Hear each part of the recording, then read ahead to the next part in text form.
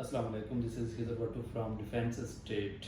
आज का जो मेरा टॉपिक है आपके साथ बात करने का कि मैक्सिमम लोगों की वीडियोज़ हैं जिसमें फ़ेज़ 7 और फ़ेज़ 9 प्रिज्म। कुछ लोग कहते हैं कि प्लॉट आप फ़ेज़ 9 में लें, कुछ लोग कहते हैं फ़ेज़ 7 में प्लॉट लें। इनमें जो डिफरेंस है मैं उसको थोड़ा सा आपको बताने की कोशिश करूँगा। मैं ये तो नहीं कह सकता कि मैं 100% आपको बता सकता हूँ, लेकिन जो मेरी एक असेसमेंट मार्केट की है, जो मैं तकरीबन 2012 से इस फील्ड में हूँ, जो मेरा प्रीवियस एक्सपीरियंस है उसको, और जो मैंने काम किया है, जो क्लाइंट्स के साथ मेरा रब्ता है, जो मार्केट में हम सेंट्रल लोकेशन पे बैठे हुए हैं DH ऑफिस के बिल्कुल सामने, तो मैं पूरी कोशिश करूँगा कि फ़ेज़ 7 और फ़ेज़ 9 प्रिज्म में इस टाइम जो इन्वेस्टमेंट कहाँ पे करनी चाहिए। इसमें दो पॉइंट है। एक इन्वेस्टर होता है वो शॉर्ट टर्म इन्वेस्टमेंट करता है, और एक बंदा ऐसा होता है जो लॉन्ग टर्म इन्वेस्टमेंट करना चाह रहा है। तो सबसे पहले मैं शॉर्ट टर्म जो इन्वेस्टमेंट करना चाह रहे हैं उनके लिए ये एक लहदा से बता देता हूँ। जो फ़ेज़ 7 है उसमें आप शॉर्ट टर्म इन्वेस्टमेंट करें तो उसमें आपको प्रॉफिट होगा। उसकी एक लॉजिक है, ये है कि फ़ेज़ 7 में इस टाइम बिल्डर जो है वो इन्वॉल्व है।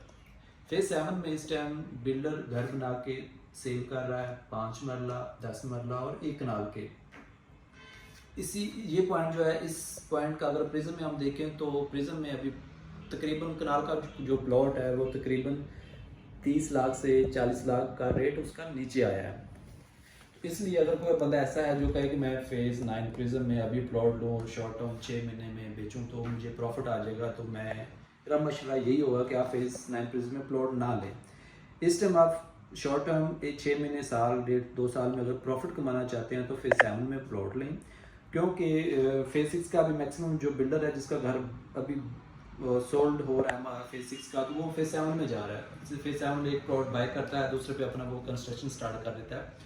तो इसी तरह हम तकरीबन एक वीक में 2-3 चक्कर हमारे फ़ेज़ 7 के होते हैं जो प्लॉट्स विज़िट करने जाते हैं। तो आज हम एक ब्लॉक में जा रहे हैं, तो अगर उसमें आज 5 घर बन रहे हैं तो 1 महीने के बाद 2 घर और स्टार्ट हो जाते हैं। इसीलिए फ़ेज़ 7 में जो है इस टाइम करंट सिचुएशन, फ़ेज़ 6 में, फ़ेज़ 7 में आप इन्वेस्टमेंट करें तो वो आपको एक अच्छी इन्वेस्टमेंट होगी। इसी तरह अगर आप फ़ेज़ 9 प्रिज्म को लें, प्रिज्म में इस टाइम ये है कि नॉन पोजेशन प्लॉट थे। नॉन पोजेशन प्लॉट होने की वजह से वहाँ पे जो रेट है वो तकरीबन डेप्रिसिएशन हुई है उसकी। कोई जो टॉप लोकेशन का प्लॉट इस टाइम मार्केट में आज से 6 से 7 महीने पहले बिक रहा था 3 से 3.25 का, तो लेकिन वही प्लॉट अब आपको मिल रहा है 270-280 का। क्योंकि मैं खुद एक प्लॉट बेच रहा हूँ प्रिज्म में, क्यू ब्लॉक का 82 नंबर पोजेशन प्लॉट है, ऑल ड्यूज पेड के साथ, जिसकी हम 3.25 डिमांड भी कर रहे थे, बट मार्केट में स्टिल अभी तक कोई परचेजर नहीं है, तो हम अभी उसकी 280 डिमांड कर रहे हैं, मगर कोई बायर स्टैंड नहीं हो रहा। तो इसीलिए जो प्रिज्म के रेट्स हैं वो काफ़ी डाउन हुए हैं। प्रिज्म में मेरे ख्याल से बाइंग उस बंदे की करनी बनती है जो अभी पाकिस्तान से 2-3-4 साल के लिए बाहर जा रहा है, तो प्रिज्म में वो बाय करे, उसमें उसको एक अच्छा रिटर्न मिलेगा। क्योंकि जैसे ही पोजेशन अभी अनाउंस नेक्स्ट ब्लॉक्स में होना है, तो उसमें आपको पोजेशन आने के बाद तकरीबन 20 से 30 लाख ऐड हो जाता है पर प्लॉट। जहाँ पे पोजेशन आया हुआ वहाँ पे मेरे को इतना खासा फ़र्क नहीं पड़ा कि पोजेशन आने से मार्केट ऊपर चलेगी, और नहीं, ऐसा कुछ भी नहीं हुआ। इस दफ़ा प्रिज्म के जो रेट है वो स्टेबल ही रहे हैं और नीचे आ गए हैं।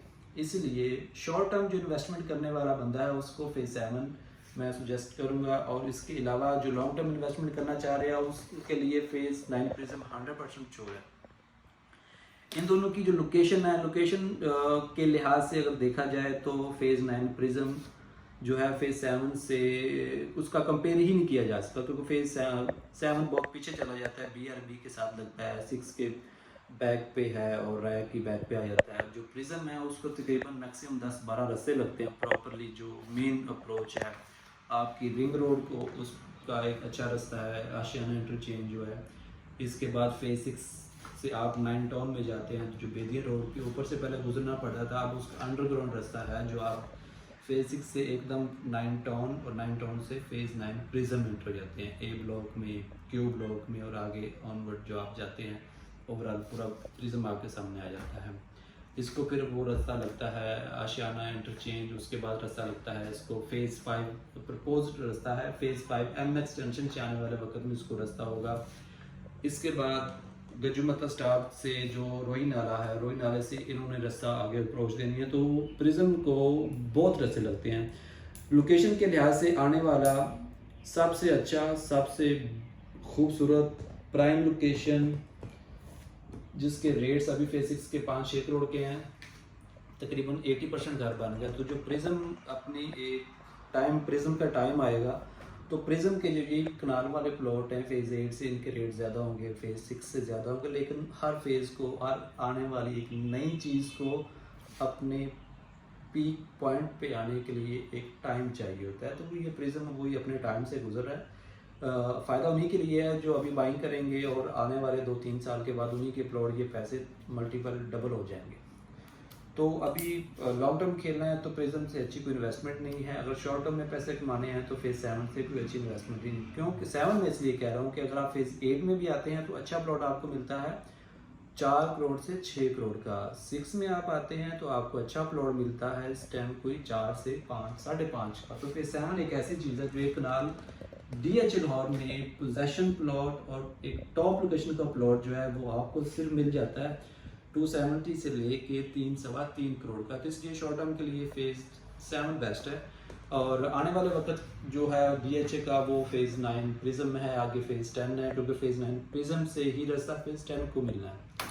तो फ्यूचर जो DH का अगर आप एक लंबी सोच रखते हैं 5 साल की, 10 साल की, तो उसके लिए आप जो अपने बच्चों के लिए इन्वेस्टमेंट करना चाह रहे हैं वो मेरे ख्याल से फेज़ 9 प्रिज्म बेस्ट है, फेज़ 10 बेस्ट है। उसमें आपको मैक्सिमम आज आप फेज़ 10 में 5 मरले का जो फाइल है वो 50 लाख की है, तो आने वाले वक्त में ये 1 करोड़ की, 1.5 करोड़ की हो जाएगी।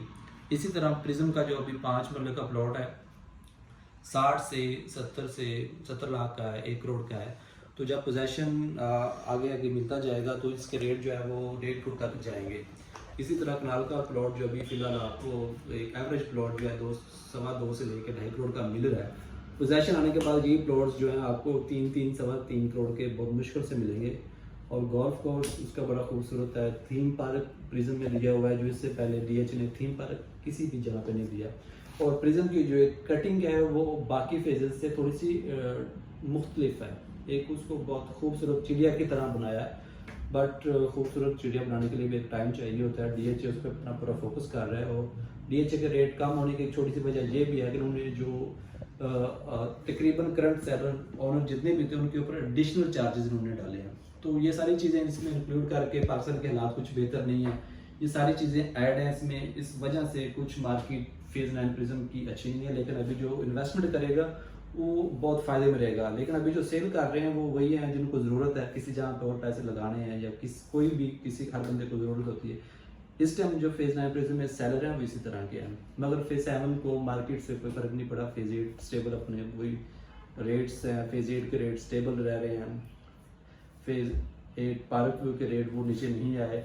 जो सारी मार्केट का प्रेशर पड़ा है वो सिर्फ प्रिज्म पे पड़ा है, तो इसलिए प्रिज्म के रेट नीचे हैं। तो उसमें अभी बाइंग करनी बनती है, अपना फ़ायदा उठाएं। अगर आपके पास बजट है, आप वहाँ पे 5 मरला जिसकी हैसियत है 5 मरला 10 मरला 1 कनाल 2 कनाल प्लॉट लें, उसका आपको आने वाले वक्त में बहुत अच्छा प्रॉफिट होगा।